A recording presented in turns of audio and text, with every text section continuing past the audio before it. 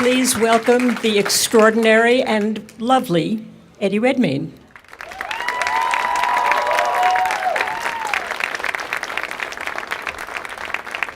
Wowza. What did you know about Stephen Hawking before you began? Embarrassingly little. I'd actually been at university at Cambridge, where Stephen teaches, and so I had Stephen, you call him Stephen. No, I called him Professor Hawking, Sir God, for many a day. But he told me, one of the first things he said to me was, I was calling him Professor for a good 40 minutes of meeting him, and then the first thing he said in his voice was, please call me Stephen.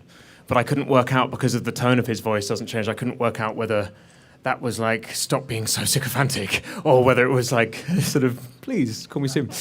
Anyway, I knew very little. I studied history of art at university. I gave up science when I was a kid. So all I knew was that he suffered from this degenerative disease. I knew his silhouette, and I knew that he'd done some work into these things called black holes, which I also knew very little about. So that was about it. But it's interesting, when you said you knew his silhouette, you mean of work, but also physically. This may be the most unusual man that we all know what he looks like. He's a famous image because of the sale of his books and because he is so famous throughout the world. So you are presented with the opportunity to play him, and it is an extraordinary physical change. How do you begin? Well, first, I love the idea of being presented with the opportunity. I'm afraid it was not quite that ideal. It was quite a long... Did you have to fight for it? Yeah, we did. Both Felicity and I, who plays Jane, we had to fight quite hard for the parts. But who did they want? Not you? Well, I don't know. That you never get to hear the actual list, but I know that there was one. But no, once I got the part...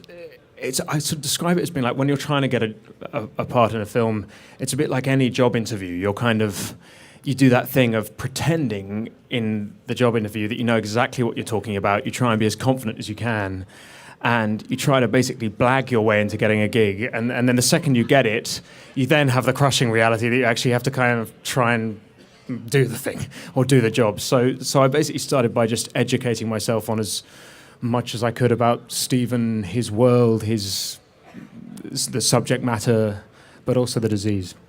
Again, because this is so much a performance where your physical body takes up so much of the space on screen, and yet we want to know about him emotionally. So the real challenge would seem to me to master the physical in a way that wasn't front and center what we were seeing all the time. How did you break it down? Like, do you Well, actually, no. There was one thing I had read, that you actually kept a chart of how he developed his disease and how it degenerated. Actually, you know what? This would be a pretty good place to show this first clip, because in the first clip, he and Jane are meeting, and he can still sort of dance. He doesn't want to, but he can sort of. Let's see this first clip, and we'll know what I'm talking about.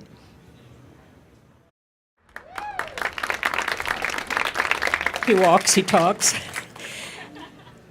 So I do want to get back to that idea that you had to study the degeneration of the disease, and you needed to be able to know where in the story you are in terms of how debilitated he was. Here, obviously, he is standing and chatting and talking, but this might have been shot after you had done another scene where he was much further along. Yeah. Well, the first thing that has nothing to do with that scene, that's always makes me laugh when I see it, is that it involved UV light, and it's meant to be this very romantic moment. And I kept sort of warning the cinematographer. I was like, "Have you ever seen my face in UV light? Like, I have like a lot of freckles and a load of skin damage, and it's meant to be incredibly romantic." And so he gradually had to sort of start working with different lights, I think, to make it look more. No, but the physicality, I started going to an ALS clinic in London, and I worked with a specialist there and met maybe 30 or 40 people suffering from this pretty horrific, brutal disease, and met their families as well. And so I tried to educate myself on what the physical decline will have been. But with motor neuron disease, or ALS as they call it here, you have what are called upper neurons and lower neurons. And when your upper neurons go, there's a kind of rigidity, And when the lower neurons go, there's a wilting. But ALS is a mixture of those two, and how it manifests itself in each person's suffering is entirely unique. So what was interesting was taking, basically, because there's no documentary material of Stephen before the 80s, it was about finding as many photos as we could of him and taking them to this specialist. And for example, there's a wedding photo where Stephen holds Jane's hand, but you can see that his hand's on top of hers and he's putting all his weight in, and that his hand is wilted. So you can kind of guess that by that period, he had lower neuron in his hand. So it was about deciphering through that and then working, as you were saying, I worked through a sort of a chart with each muscle and when it was going, and then I worked with a dancer to try and find a way of putting that into my physicality. So with each muscle, actually, that you could know that you need to work on what your eyebrow is doing or what your foot is doing. Yeah, I mean, with the facial side of it, it was a lot about. I had an iPad. Production bought me an iPad, and it was filled with every bit of footage that I could find, every single photograph of Stephen, and when it came to the facial side of it, it was literally sitting in front of the mirror with an iPad and trying to recreate some of these. Because what's interesting is, as I know many of you haven't seen the film, but as the illness progresses, there's a certain stillness to Stephen because he can't use muscles. But actually, what's interesting performance-wise is actually you're never relaxing. A lot of that you're controlling sort of things like blinking speed or how quickly your eyes are moving. And so all of that was really a work in progress, but there were a lot of embarrassing moments when it was just me. I had to make sure no one was watching, by myself in front of a mirror with my trusty iPad. And did you have a coach? Did you have a movement coach who would be there with you? I worked with my sort of instinct was that because we weren't shooting chronologically and we were going to be jumping into different, so in one day you would jump between playing him in his 40s to then playing in his 20s and then back again. It was really important for me that I really understood the physicalities, but that the film wasn't a film about a disease or a physicality. So I kind of tried to learn it like a dance, and I worked with a dancer to help me on that. Because you were in Les Miserables, you were in My Week with Marilyn, you played a wonderful range of roles, but nothing quite this hard, physically hard. Did it hurt? It hurt. I've just noticed my Apple mug. This is the greatest thing ever. It's so amazing being here. I've come here for so many years, and it's like a museum, this place. I'd never played anything quite as hard, no. But at the same point, it was just the greatest privilege. You know, if our job is we want to tell stories, their story, the story of Jane and Stephen, is a pretty extraordinary one, and so it was a great privilege to get to meet and to play Stephen. But yeah, with it also came a wee bit of fear and responsibility. And did it hurt? I mean, how did you? The end of the day, you're finished. You get out of the wheelchair. What happens? Well, that's why I worked with this dancer Alex for 4 months beforehand. Was kind of to train your muscles to be able to sort of. To enclose and to sort of cramp without you getting spasms, because when you're filming you have to sustain those positions for long periods of time, and your body does get used to that. But I also worked with a chiropractor, sort of osteopath, for the months leading up to him, and I became like a weird case study for him. He was like, "Oh, this is riveting. I'm going to write an essay on your spine." It's like, but then lots of baths and occasional emergency acupuncture was the way forward. Really, acupuncture. Yeah. But at the same point, it was at moments uncomfortable, but you were always absolutely conscious of the fact that at the end of the day, you could get up out of the wheelchair, and many of the people who I'd met who were suffering from this disease couldn't. So you were constantly kind of reminded of how lucky I was. There's a very moving progression in the film where he gets his diagnosis for the first time and it's sinking in. Hawking was given 2 years to live, and in fact has lived 50 now since the diagnosis, right? But there's a moment when he has to take this all in, and also Jane has to take this all in. Let's take a look at this next clip.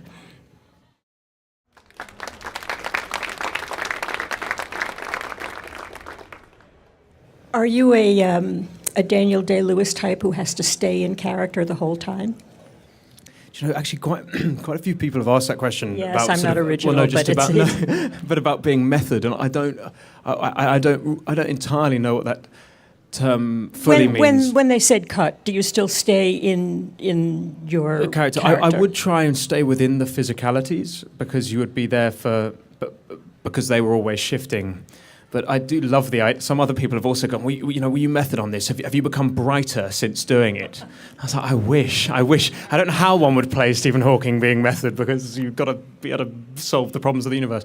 But no, I tried to stay in the physicalities, but there would be some days when I would jump in and out because it was too uncomfortable, really. Mm. And then your co-stars acting with you, do they treat you differently, would you say, because you're in a chair? Well, no, I think by the time, one of the things that was really important was when you meet people who are suffering from ALS, the relationship with the carer is an extraordinary one because it's almost like they become a sort of extension of your body because you are unable to move certain things. And so there's a very intimate dance that happens. And so Felicity, who's an old friend, she and I had worked for several weeks at all the different stages of the film, trying to make sure that there was this kind of symbiosis between the two of us. But no, people didn't treat me like the genius. Maybe they should have done. Well, I didn't mean a genius. I meant more. I meant more somebody who was frail. Frail. No, they didn't actually. I mean, they really didn't. I mean, there's a great relationship between you and David Thewlis as your mentor, your colleague, the one who brought you along, and he seems to treat you as with the same jokes, except that you're in a chair. Yeah. Well, I think what one of the things that really intrigued me was about how you the respect that you have for the disease. And while we were learning about it, we were trying to be absolutely as respectful as possible. But it was when I met Stephen's family and his youngest boy, Tim, who's a wee bit older than me, a lovely man, and he was going, yeah, no, he only knew his dad really in the physicality that we're used to seeing him in. But he was like, yeah, but I did used to get into Dad's wheelchair and use it as a go-kart, or I would type swear words into his voice machine and press play on repeat, and that was so important because until then I was wanting to be absolutely respectful, but forgetting that there was this one gentleman I met who had ALS and the morning I met him, the night before he had gone to ER having genuinely almost choked to death. And the morning that I met him, the following morning, his wife described how he had come down that morning and his first words had been, I wonder what death-defying act I can do today, was his, and this idea of always finding the positive when you're. In fact, just now I've come from a benefit raising money for Lou Gehrig's disease and just met some extraordinary people. And again, the humour and the wit it's so apparent. And also, though, you're playing a guy who is bawdy and has a famous dirty sense and is a difficult fellow anyhow, regardless of whether he has this disease or not. He can be somewhat of a pill. Well, I'm very protective of my character. Be careful what you say.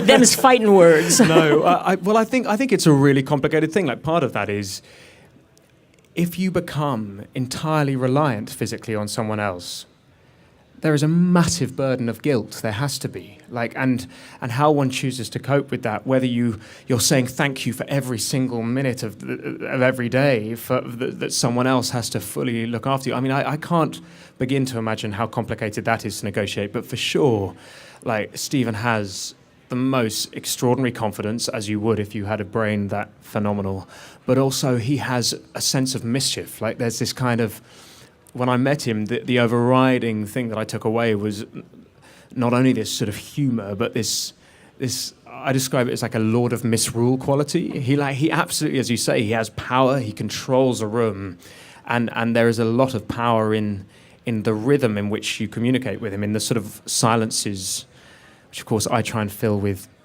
words and end up making a fool of myself. But the idea of playing somebody, both for you and for Felicity, playing people who are alive is a unique situation for an actor. You played historical people, you played fictional people. Is that does that make you paranoid? Terrifying. I wish there was an easy answer. It's genuinely because ultimately you know that they are going to see this film and they are going to be the ultimate in reviewers and also there's a huge responsibility. I'm someone that's however much people go, yeah, but it's on film, it doesn't necessarily, or you read it in a newspaper, it's not necessarily true. And yeah, I'm like a complete culprit of seeing something on film, a biopic on film, and going, that's obviously truth. And that's a great responsibility. Like a lot of people. And again, though, because Hawking, we have seen footage of him, we know what he looks like, we know he's very much in our minds of what you can get a sense of the distress that his body is in. Well, so no, Felicity and I definitely felt that, the weight of that, but at the same point we were so taken in by Jane and Jonathan, her second husband, and Stephen and his carers and their kids, and in that we were allowed to kind of enter their orbit for a few months. Well, here, whoa, you're giving away a little bit, which is not. It's part of the story. You can look it up. But the idea of the man who comes in, Jonathan. Talk a little bit about the other man. Do I have to do a spoiler alert? Not if you've read Wikipedia. You don't. No. So one of the interesting things about this film, certainly when I read it, was that it wasn't. It's I think an incredibly unique, quite complicated love story, but it doesn't have a fairy tale ending. I sort of try and describe it as being a film with a sort of uplifting ending, but not a Hollywood ending. For me, it really is an investigation into love in all its guises. So it deals with young love and passionate love, but also the love of family, the love of subject matter. But also the complications and the boundaries of that. So there are other people in that. Jane and Stephen are no longer married, but I hope that there's a truth in the way that we played that. Because it is a lovely, it's a true story, but it's also a lovely Charlie Cox, yeah. Who plays Jonathan, yeah. Who comes in and is teaches runs the church choir, and then starts becoming their friend and helper, and then other relationships develop. It's lovely the way that's eased in. It's not done with. It's done in a subtle way. In that story. They were kind people. I mean, what's interesting about these characters is that what was important for Charlie, Felicity, and I was not to judge the people. It really is hopefully one of those films that it's a very unique set of circumstances, and at the end you leave going, God, what would you do in that situation? How thick is your skin? How strong is your determination? It really is about how this family had these obstacles put in front of them, but how they chose to overcome them or defy them. And a plus for, I hate Uplift. I love Uplift. I hate Uplift. I hate, so that this worked, and there was Uplift, and it worked. One question I had, can you still feel Stephen Hawking in your body? I'm not putting you on the spot like, no. doctor, look at my rash, but No.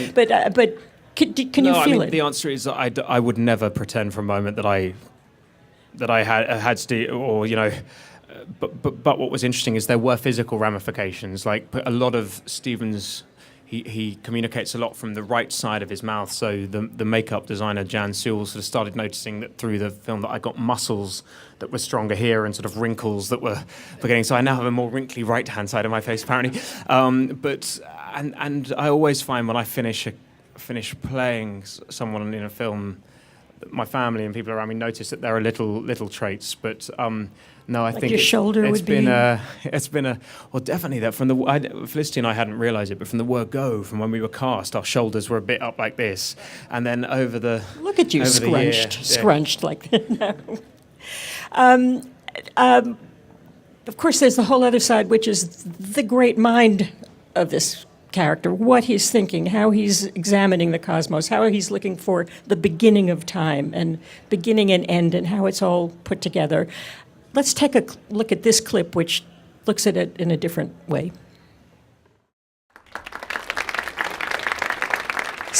So, of course, you have read A Brief History of Time many times over. I have read all the words in A Brief History of Time have gone past my eyes. Whether what I understood is an entirely different question, Lisa. No, I did. I tried to read everything,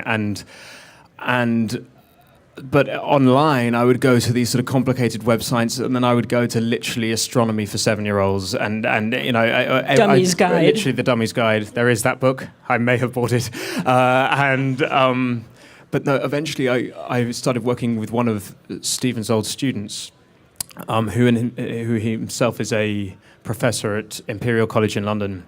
And I remember he was going into the sort of intricate complexities of space-time.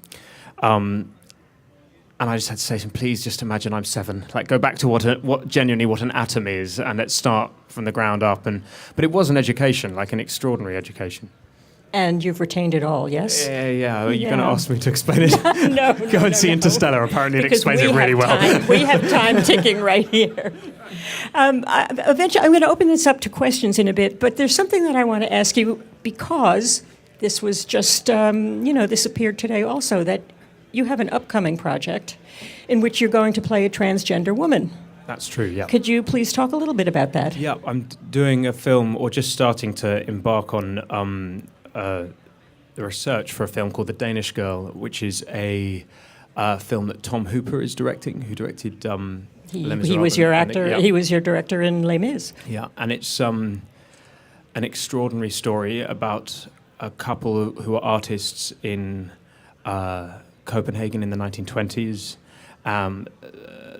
Gerda Wehner and Ina Wehner, and Ina was born gender male and became one of the first, if not the first, to transition.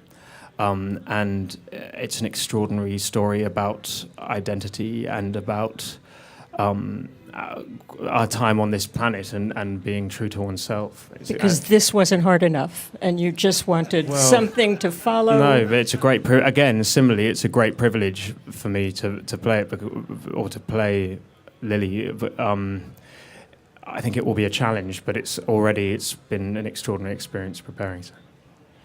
Let's open this up to some questions. Hi, Eddie. How are you? Was there something in particular about the role of playing Stephen Hawking that made you really want the role? Yeah, it's a really good question. When I read it, I thought it was going to be a biopic. I thought it was going to be a biography as his life. And then it completely subverted that after I'd read it. It really is the study of these two extraordinary people and how their lives, how they overcome the limitations that were put on them. And what I found amazing about it, although it's very specific to their story, I do feel like there's a sort of universal quality, without sounding too... So there's a universal thing that in our lives we all have people say no to us and put things in our way, but how one chooses to either break through those boundaries is pretty... It's pretty important, and it is what defines us. So I found there's something really universal in it as well. And then I just thought, it's Stephen Hawking. He's like a legend. Like, why not try? It was only then when I got the job that I wanted to cry. Hi, Eddie. I was just wondering how you felt about people talking about your work on this project with regards to the Oscars. Well, hello, England. And I took such care not to mention the Oscars. Thank you for blowing all of that. Do you know, as I was saying before, when Felicity and I got cast, it was this extraordinary privilege, but it was also gigantic trepidation, because it was like what ultimately we knew they were going to see it, the film, Jane, Jonathan, the children, and particularly Stephen. When they did go and see the film, and I saw Stephen just before he went to see it, and I said to him, I'm very nervous. And Stephen's, he's an extraordinary man, but he's also shrewd and strong. And when I'd met him beforehand, I was hoping he was going to go, I'm so thrilled you're doing this. Like, please, go ahead, tell me. But that never happened. And so I knew that he would only judge after having seen the film. And so when he did see the film and enjoyed it, and when Jane did, and the children, Lucy Hawking wrote the most beautiful email to us, for me, that was the greatest reward. Now, I think their story is amazing. Any buzz, of course, it's lovely. I'm a bit scared of of buzz because it can all just sort of filter out. But of course, if it encourages you guys to go and see the film, then that's wonderful. Given that the book is from Jane's point of view, and a large part of the film is that, I've luckily having seen it, it must have been a challenge to talk with her as you were working on the film. Or did you get a chance to speak with her much? And the last part of the question is, you must want to play a superhero as well now that you've done this kind of a character and hero. What would you want to do? I mean, as an absolute contrast. Wowza. The Those are Hulk. two two contrasting questions. So Jane, it was absolutely, the film is based on, for those who don't know, on Jane's book, and she's an extraordinary human being. And I remember, again, we met her just before we started filming, and Felicity had gone to meet her, and they both, Stephen and Jane, live in Cambridge, quite close by to each other. And I went into the house and found Felicity and Jane in Jane's closet trying on her dresses, like her sort of trendy, and she was wonderful. And her book it was a bit of a, I had to be careful because I was also very protective of Stephen's point of view. So I was reading all of his material, and he had written an autobiography that came out around the same time as we started filming. But certainly her book, in its intricacy and its detail, was really important. As far as playing a superhero, there's a character called Banana Man, which you guys probably won't know very well, but in England, I grew up watching him on TV. He eats bananas, a bit like Popeye.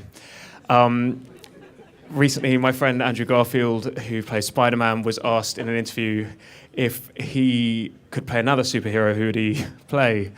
And the interviewer was like, would you ever consider Banana Man? And Andrew was like, no, Ed's got dibs on that. So that's my, I'd be ferociously angry. But then I said, someone then looked him up the other day, and he's like proper ripped. So I think, and he has yellow hair, and he wears a banana as skin as a cape. So I think I've got my work cut out for me.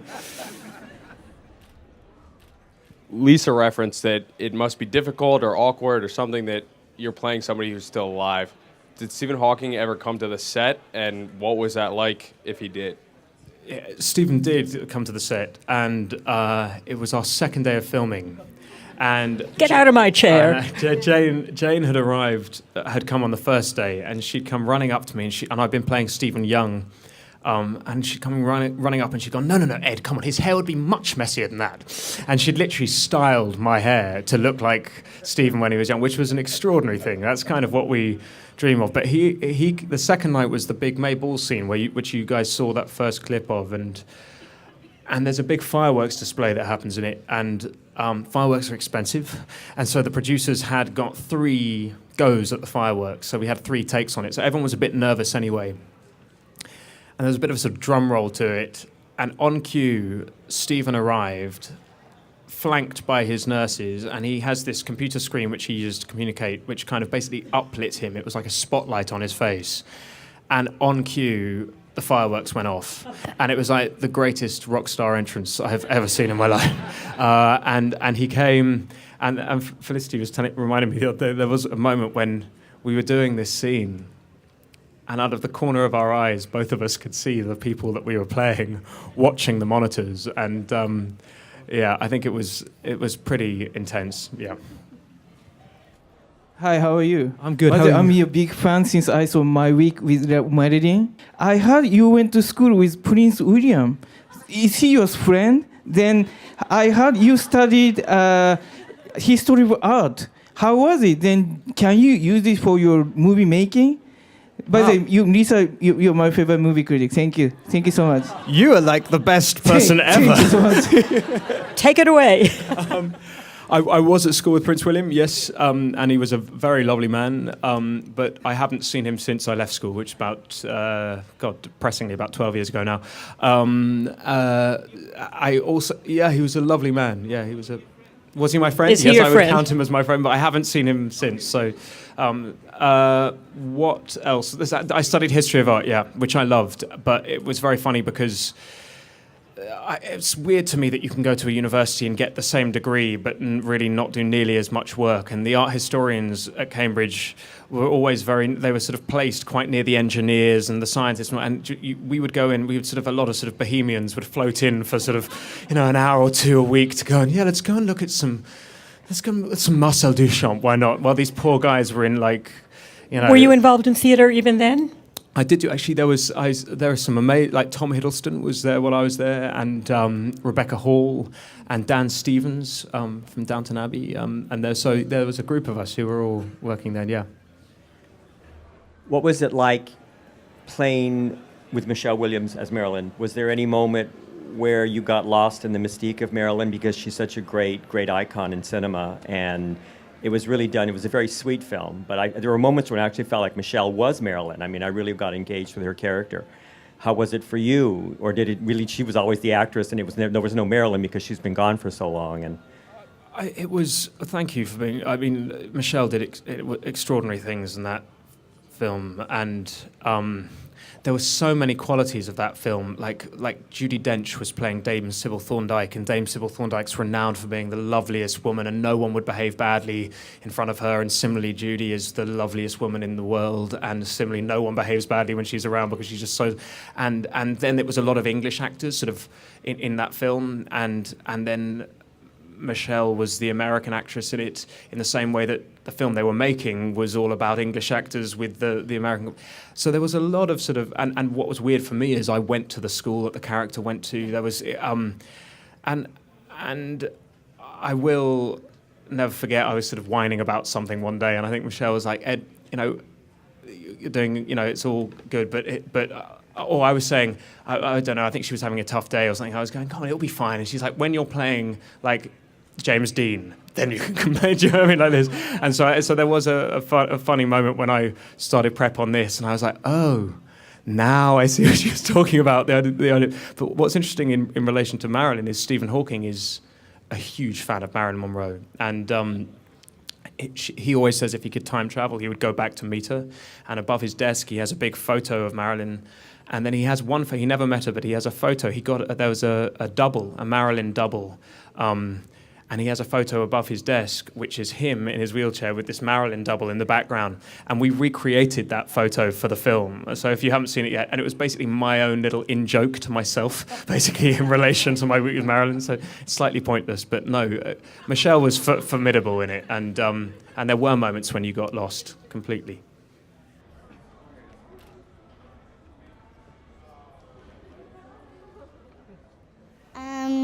I really want to give you this picture with a, Yes, please. I didn't know I got gifts. Oh. It's uplifting. Oh, amazing. Thank you. Oh, thank you. Who is it? Thank you so much. That is an absolutely genius picture. Thank you so much. Wow. This is the greatest thing ever. Thank you so much. Wow. I'm going to read this note. I'm not going to read it aloud in case there's anything personal in there, but thank you. Thank you so much. That's wonderful. And in turn, thank you so much. I noticed, I was sitting here and I said, well, the Genius Bar is over there, which just seems to make sense for sitting here and talking about Stephen Hawking. So it has been a great pleasure. Genius to genius to genius. Thank you very much to Eddie Redmayne. Thank you. Thank you guys for coming.